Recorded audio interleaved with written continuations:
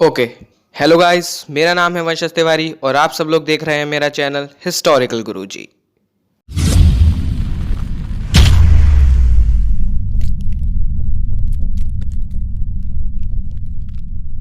आज उठा है वह मानव एक रोटी की आस में, जीवन के इन संघर्षों से लड़ता है एक रोटी की आस में। भूर हुई फिर हुआ अंधियारा एक रोटी की आस में, श्री कृष्ण से मिलने गए सुदामा एक रोटी की आस में। यह पंक्तियां शायद कुछ खास वर्ग के लोगों ने ना सुनी हो। जो रोटी की कीमत समझता है वह इन शब्दों के मोल से भी वाकिफ है। देखा जाए तो रोटी प्रेरणा है, ताकत है और सपना है। रोटी की इससे अच्छी परिभाषा हो ही नहीं सकती और 1857 में चपाती आंदोलन से बड़ा उदाहरण इसका दूसरा कोई नहीं। बेशक इस अजीबोगरीब आंदोलन को सुनकर आप हैरान हो गए होंगे।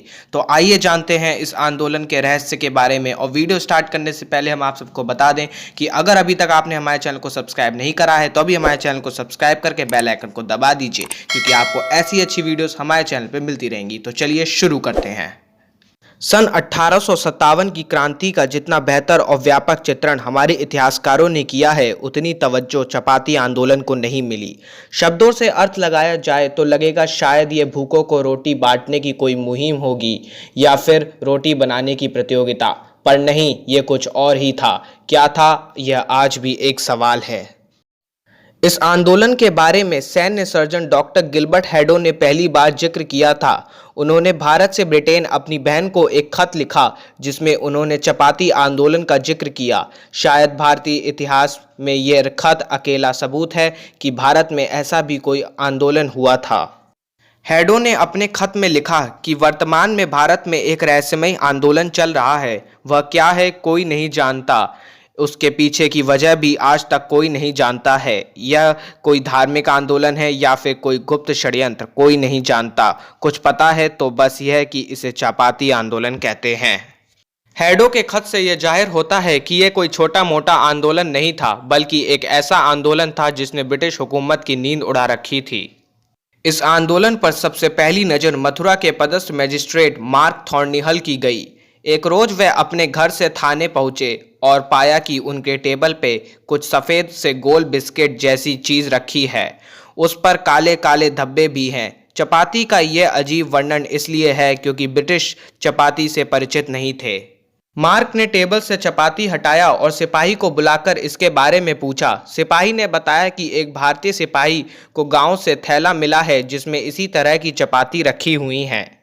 भारतीय सिपाही से पूछा गया तो पता चला कि एक गांव के भारतीय चौकीदार ने यह बोरा थमाया है। चौकीदार से पूछा गया तो उसने बताया कि कोई रात में यह बोरा दे गया था, साथ ही कहा था कि ऐसी और चपाती बनवाई जाएं और दूसरे गांव भिजवाई जाएं। मार्क को यह सब मजाक सा लगा, पर फिर भी जांच जरूरी थी। कुछ दिन में खबरें आना शुरू हुई कि इसी तरह के बोरे हर गांव के हर चौकी में मिल रहे हैं। मार्क ने मामले को गंभीरता से लिया। इस जांच में भारतीय सिपाहियों का कोई भी सहयोग नहीं मिल रहा था, क्योंकि वह भी चपाती बनाने और बांटने में सहयोग कर रहे थे। एक अनुमान के हिसाब से लगभग 90,000 से ज़्यादा भारतीय सिपाही एकजुट होकर चपातियों को दूसरे गांव भिजवा रहे थे। दिक्कत यह भी थी कि चपाती खाने का एक पदार्थ है, इसलिए किसी को चपाती बनाने या बांटने से रोका भी नहीं जा सकता है। इस तरह से मार्क की नाक के नीचे गांव-गांव चपाती पहुंचती रहीं। जांच के दौरान पता चला कि एक गांव में जो चपाती बनती हैं वह रात भर में कम से कम 300 किलोमीटर तक का सफ़र तय करके दूसरे गांव पहुंच जाती हैं, जो ब्रिटिश अधिकारियों के लिए सरदर्द बनती जा रही थी। कुछ सप्ताह में चपाती बांटने की यह मुहिम और भी तेज हुई। हालांकि चपाती बांटने वाले और बनाने वाले भी इस रहस्य से अनभिज्ञ थे कि यह काम क्यों हो रहा है। गांव में बस एक अनजान व्यक्ति आता और रोटियों का बोरा थमाकर चला जाता। ब्रिटिश सरकार के हाथों कुछ भी सबूत नहीं लग पा रहे थे।